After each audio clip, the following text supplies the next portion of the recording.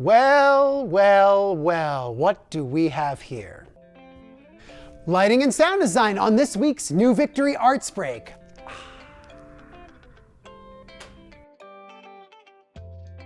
Hi, I'm Drew, and today we're going to see how with just a little shift in light and the addition of some sound, you can change the whole vibe. Lighting design is the art of creating place, atmosphere, and mood using light. And sound design is the art of creating place, atmosphere, and mood using, you guessed it, sound or music. Think about your favorite movie, TV show, play, amusement park, or even restaurant. They all use light and sound to create a mood and pull you into the stories that they're trying to tell. Change the mood and you change the story. Let me think of an example I can give you.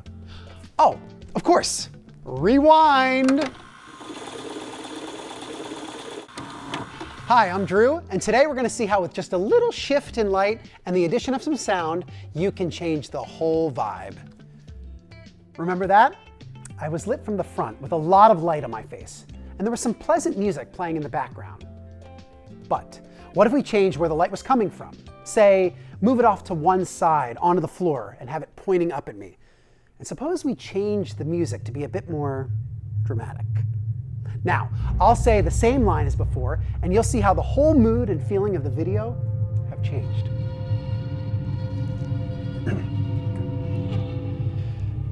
Hi, I'm Drew, and today we're gonna see how with just a little shift in light and the addition of some sound, you can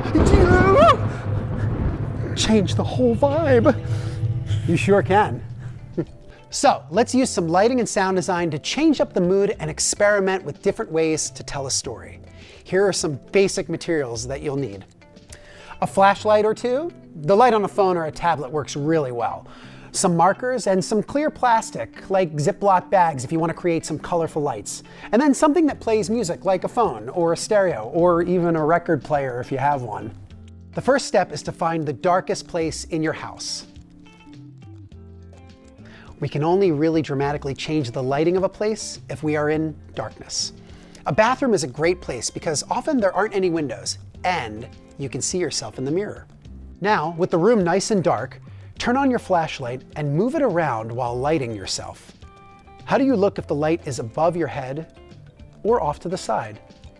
How do you look if the light is just under your chin? What happens if you put the flashlight on the floor and throw a huge shadow of yourself on the wall? What happens if you add a second light to soften the shadows from the first light?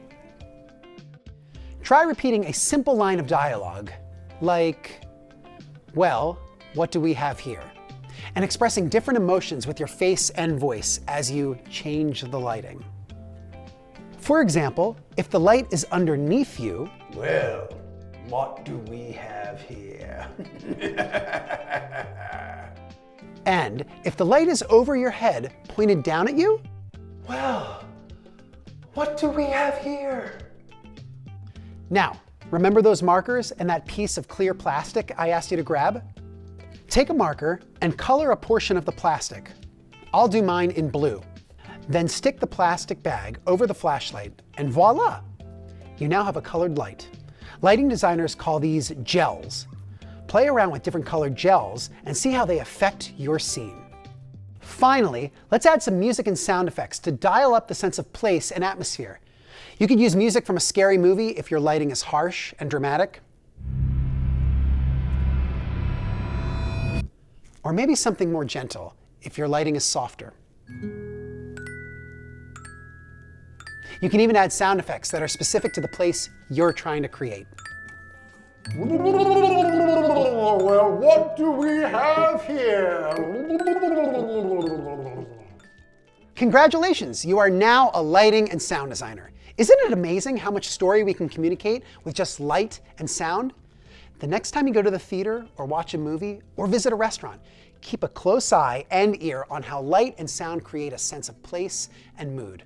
And when you get home, break out of the bathroom and use lights, gels, music, and sound to redesign your whole space. Have fun, and we'll see you next time. Bye.